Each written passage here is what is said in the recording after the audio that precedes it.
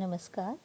प्रस्तुत है वे आँखें कविता का द्वितीय भाग, जिसमें हम इस कविता की शेष पंक्तियाँ पढ़ेंगे। तो चलिए पढ़ते हैं कविता वे आँखें, जो कि सुमित्रा नंदन पंत जी के द्वारा रचित है। बिका दिया घर द्वार महाजन ने, न ब्याज की कौड़ी छोड़ी, रह रहे आँखों में चुभती, वह कुर्क हुई पर्दों की जोड़ी।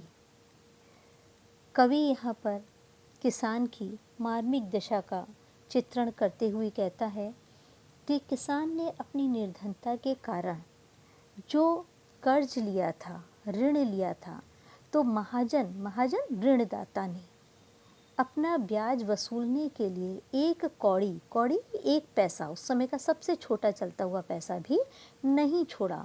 उसने निर्दयतापूर्वक, क्रूरतापूर्वक सारा ब्याज अपना वसूला, सारा कर्ज वसूला, और उस कर्ज को चुकाने में, उस ब्याज को चुकाने में किसान की संपत्ति यानी घर द्वार, उसका घर मकान भी बिक गया। वो चला गया उसके पास से। रह रहे आँखों में चुभती, वह आँखों में चुभना, याद आना, बुरा लगना, खटकना, उसकी आँखों में बार बार रह रहे यानी बार बार याद आता है, उसे आँखों में बुरा लगता है। कुर्क हुई बर्धों की जोड़ी, कुर्क जब्त होना यानी नीलाम हो गई उसकी बर्धों की जोड़ी, बैलों की जोड़ी, उसके बैलों की जोड़ी जिनके साथ मिलकर के वो खेत में हल चलाता था, कृषि कार्य करता था, उस बैलों की जोड़ी को भी उसे नीलाम करना पड़ा अपना कर्ज चुकाने के लिए।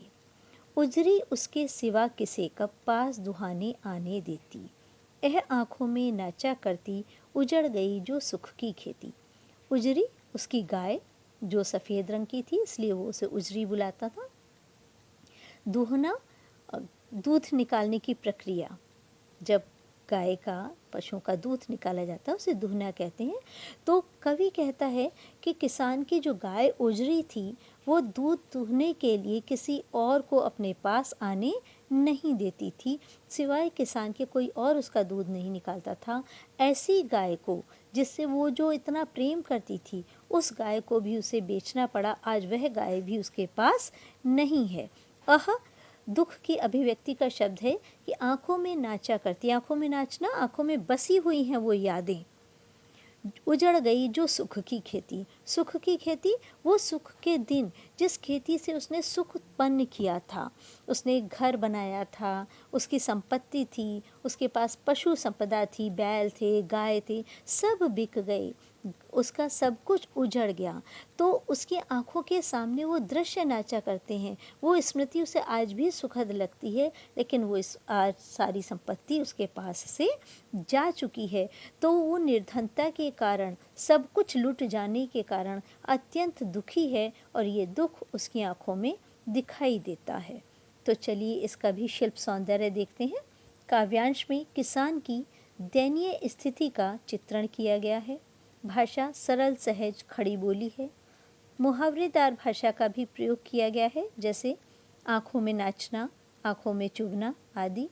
रह में पुनरुक्ति प्रकाश है। काव्यांश में अनुप्रास अलंकार की भी छटा दिखाई देती है, जैसे किसे, कब, घर, द्वार, इनमें अनुप्रास अलंकार है। और तत्सम तद्भव शब्दावली है। अगली पंक्तियां देखते हैं। बिना दवा दर्पण के घरनी, स्वर्ग चली आंखें आती भर, देख रेख के बिना दूध मुही, बिटिया 2 दिन बाद गई मर। अब देखिए, कवि कहता है कि किसान के पुत्र की मृत्यु के बाद ही उसका दुख समाप्त नहीं हुआ। उसकी घरनी यानी पत्नी, गृहिणी, जो बिना दवा और इलाज के, दवा दर्पण, दर्पण है मतलब जो बोलचाल की शब्द में आ जाता है, दवा दारू जैसे बोल देते हैं, तो बिना दवा और इलाज की उसकी पत्नी, उसकी गृहिणी जो थी वो स्वर्ग चली गई, यानी उसकी भी मृत्यु हो गई। आंखें आती भर, और उसको याद करके किसान की आंखें भर आती हैं, उसे रोना आ जाता है।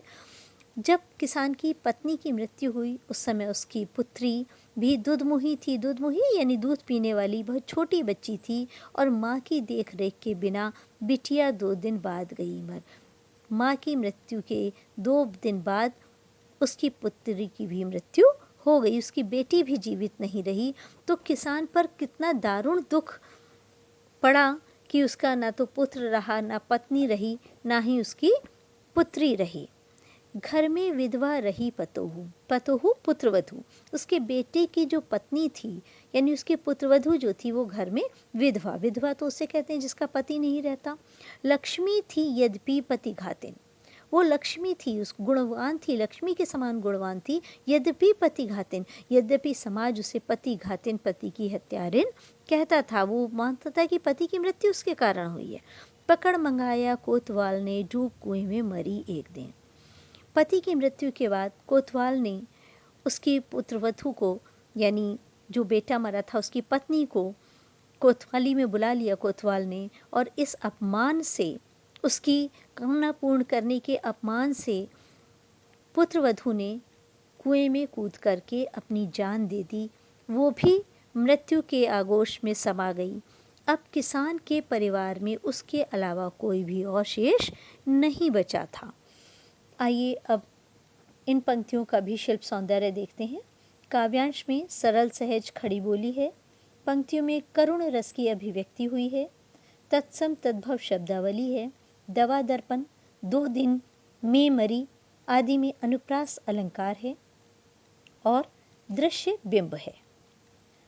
अगली पंक्तियां देखते हैं।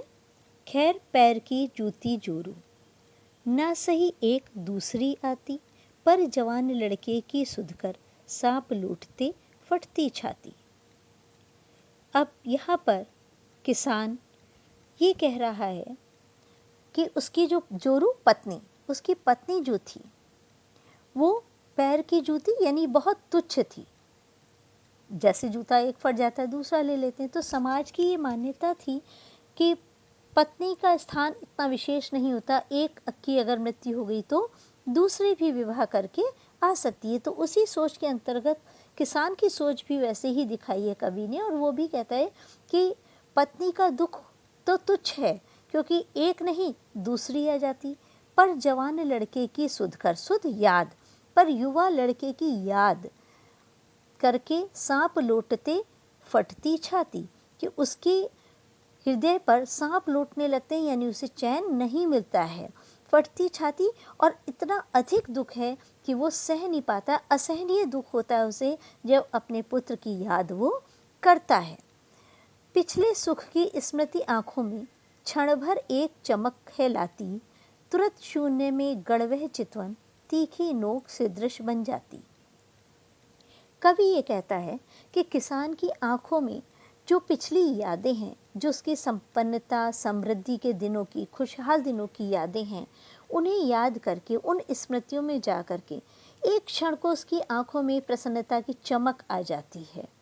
किंतु जैसे ही वो वर्तमान में आता है, उसे ये ध्यान आता है कि अब उसके पास कुछ भी नहीं है, तो ऐसे में उसकी खुशी जो है वो वापस चली जाती है और उसकी दृष्टि शून्य में खो जाती है।